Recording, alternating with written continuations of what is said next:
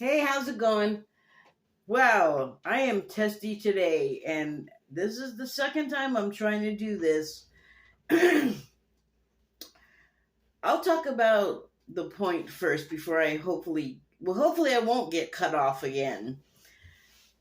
So, the first thing I want to talk about is I am testy today. I have been testy all day, and I've been endeavoring and doing my best not to give into it because that is something that I've been working on is like resentment and anger and frustration and not giving into it. And so I swear to God, the universe has been presenting me with all these little pitfalls and hurdles and opportunities to either go completely off my nut or deal with it calmly. So that's been mostly winning. Like I do have little flares, but uh, I've recovered every time. It's like being in a rowboat that's on fire, but I didn't tip out to get away from it because the fires went down because I didn't jump out. I don't know. But yeah, right before I started trying to do this, I was trying to attach the microphone to the stand the phone's clipped on, and the phone, and then I had like another phone up here because I wanted some be able to reference reference the internet while I'm talking about this, and I had a bowl up there with some THC in it, and so I'm not even sure what I did, but something I was doing made everything squirt out of my hands, fall onto everything I had on top of here, and that made everything else fall onto the floor, which got hair in some of my stuff, which I had to sit there and pick out, and that was after having to pick up. Oh my God. And the other phone went flying. Well, both phones went flying. Microphone went flying. Everything came unattached from the stand. Yay! But look, hair is not on fire. So I am testy about the road decision or defeat. And I'm not a person who even can get pregnant anymore. But despite what I heard somebody say earlier about that making me unqualified to have an opinion or care about the subject, this came from somebody very young, I take it. I disagree. I care very much. I want you, if you're young and need to have a pregnancy terminated for whatever reason you decide is appropriate. I want you to be able to do that. So I don't think it's going to be forever. I don't know what they're thinking.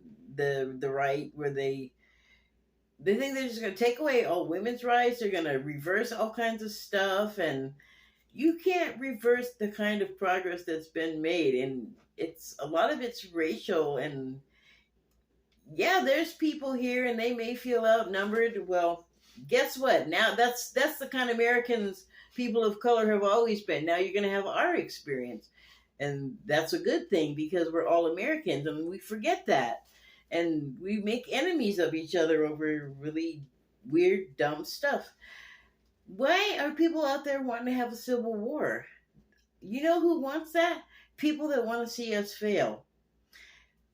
I swear, there has been like meetings of world leaders trying to just figure out and decide. Well, they've already decided that they want to have a non-democratic world. They're already saying democracy doesn't work. Well, here at least, and also in Europe, it's always been under attack.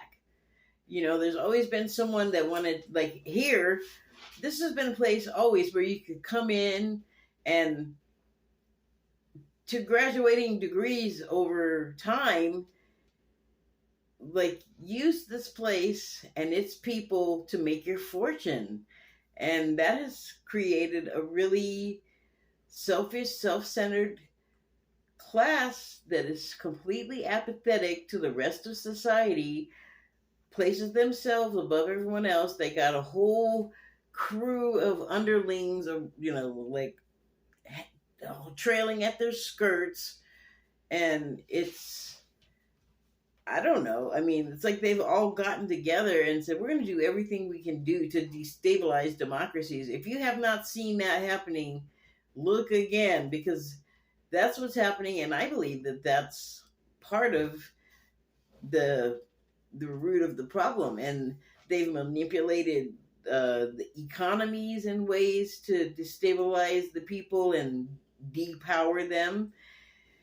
And look how we are now. It's like all of the stinky stuff has suddenly become visible, and it's not just here. And populations are like sick of it, So again, you can't just reverse that progress because some wiener on the Supreme Court said, "Oh, the liberals made me miserable, so I'm going to make them miserable." We all made you miserable, all of us, even if we didn't even know about your ass. I do.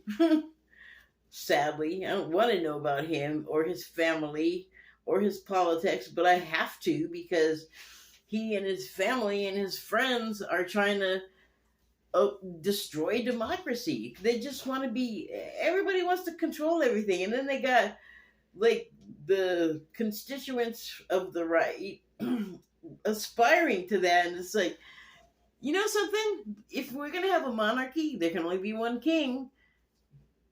You can't all like be on top. That's not how our thing works. Our system, our government. I'll say it, our terrible government. That's how I feel. I mean, we say bad things about it, but it could be so much worse. Like, I think we really should shut up. We don't know what we're talking about. Look at other countries' histories or whatever they might have going on. Like, we actually got it really good, even though people come here and like vampires on this country. And because capitalism, like, that just goes on, and there always has to be a loser with capitalism. But this is not really, I mean, I suppose it's an arm of capitalism in a way, as far as like being undemocratic. But the taking away of all of our rights, like, why are people in favor of that? Do they think that they're going to somehow not be attached or touched by it because they were in favor of it? Like, I saw, I think, it doesn't even matter, some comedian at a Trump rally talking to this woman in red, white, and blue, man, novelty stuff from head to foot. Trump, all of the stuff that, that those people are interested in sloganing and shouting at people and declaring.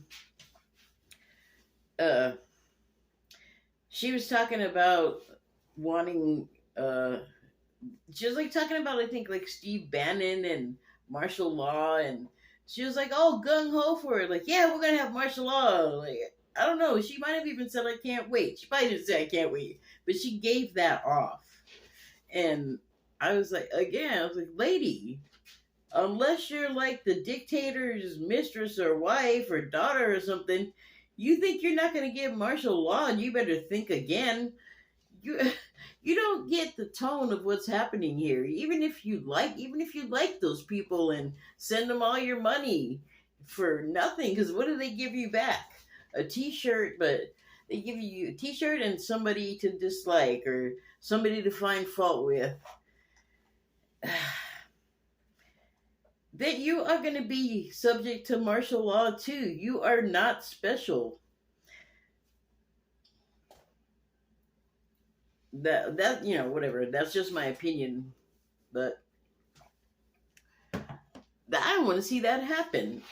I think everybody does better if you would just give us a chance to do the democratic things and stop listening to people tell you when it's not even reality. I mean, you're listening to people tell you something that's different from what's right in front of your face.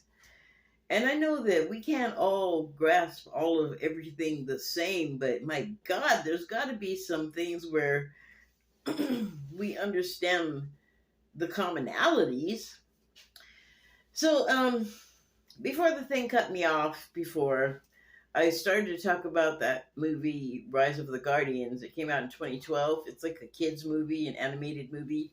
And it has Alec Baldwin and Hugh Jackman and Isla Fisher. They are Santa Claus, Easter Bunny, and Tooth Fairy, respectively.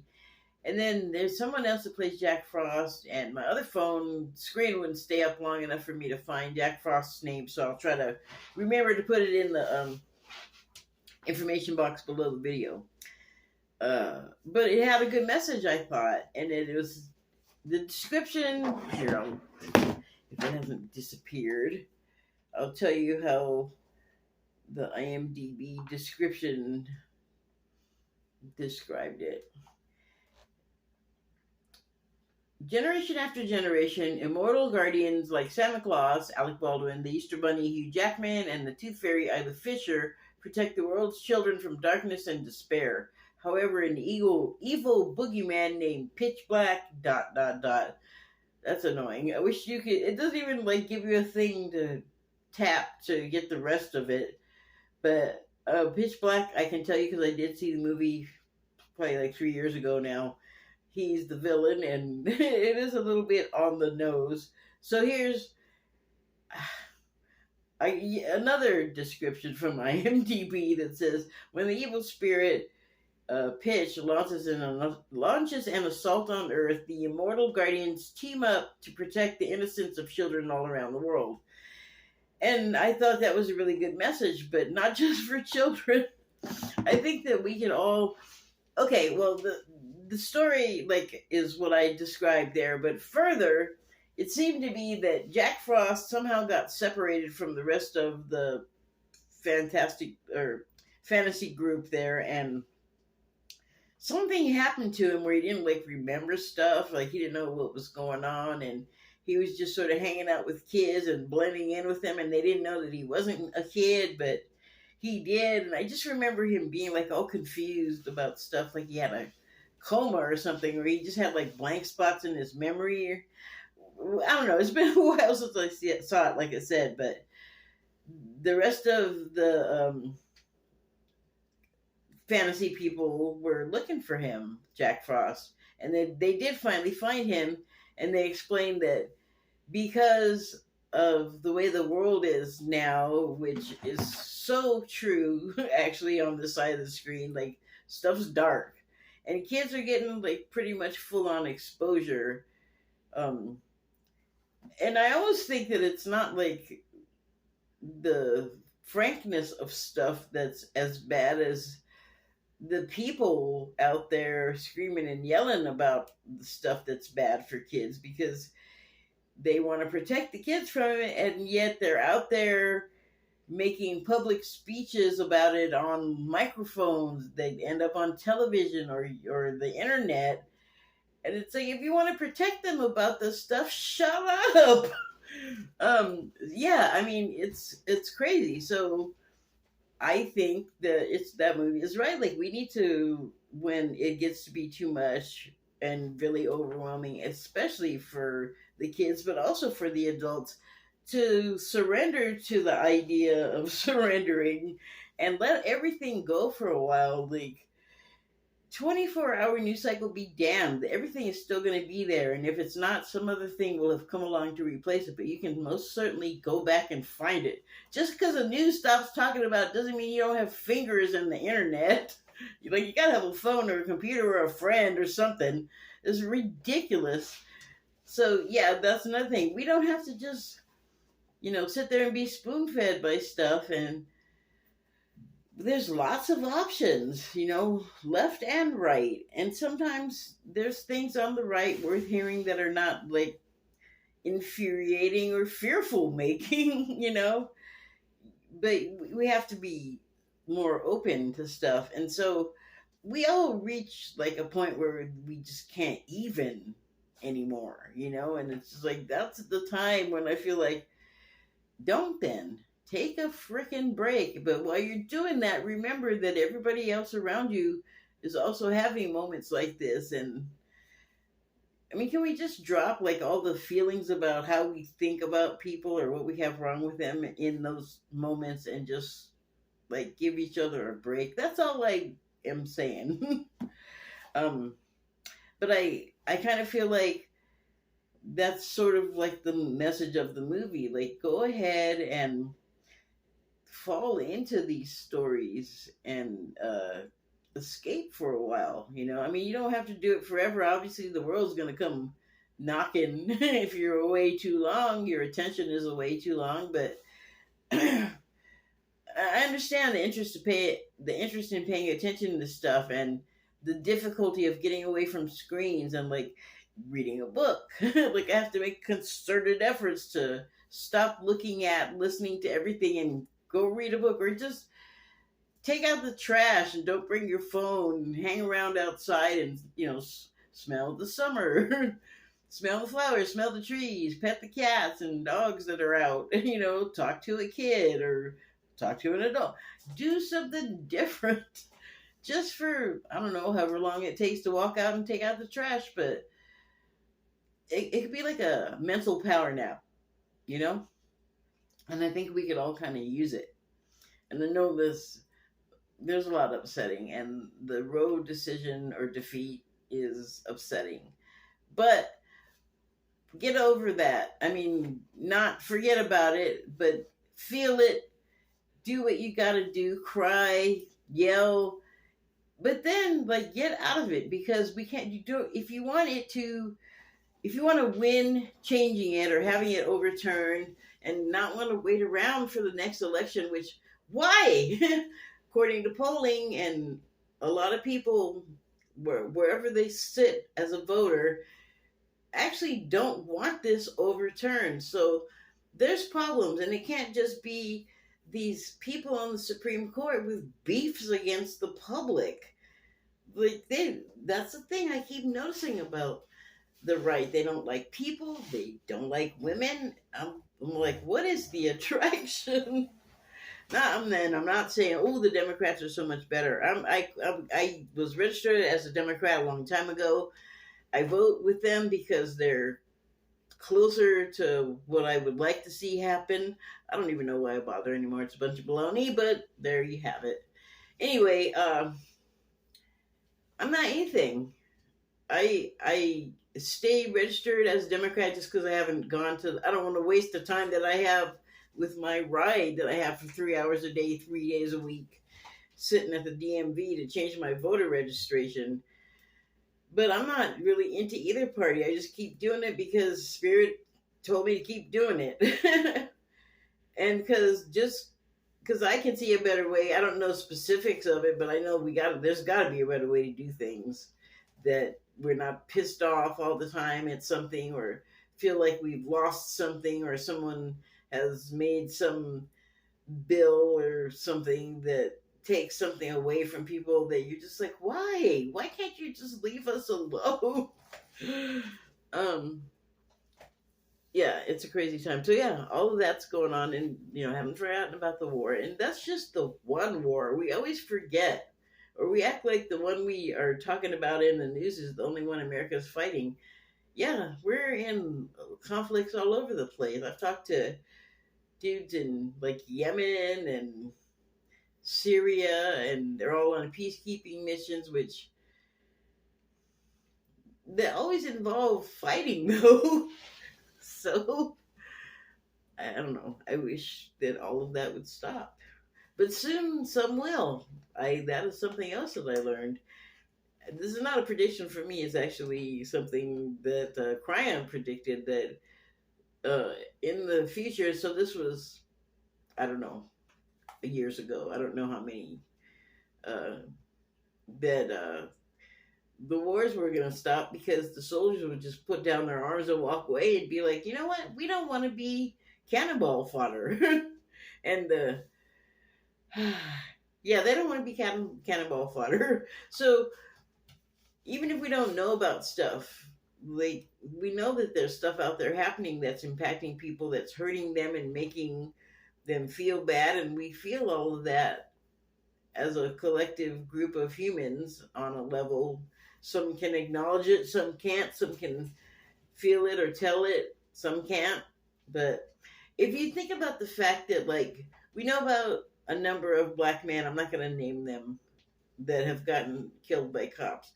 But what we also know is that that is like a tiny fraction of all of the ones that happen in every state every day. There's probably a school shooting every day that we don't hear about. There's a serial killer or several that we don't hear about. And we know this stuff. And so, on a level, that's affecting us. Okay, I'm afraid this thing's going to cut me off. So, just what I want to say in conclusion is it's not going to be terrible forever. There are a lot of us that don't want things to go this way, and in various ways we will come together and go get around what they've done to us, since they've made it impossible to do it the so-called legal way that they have trapped us all into for so long and suckered us into believing that it was something real. Look at all the lying criminals, the cops and the police, the people in the January 6th, the politicians. I'm getting cut off again. Thank you and good night. Thank you and good night.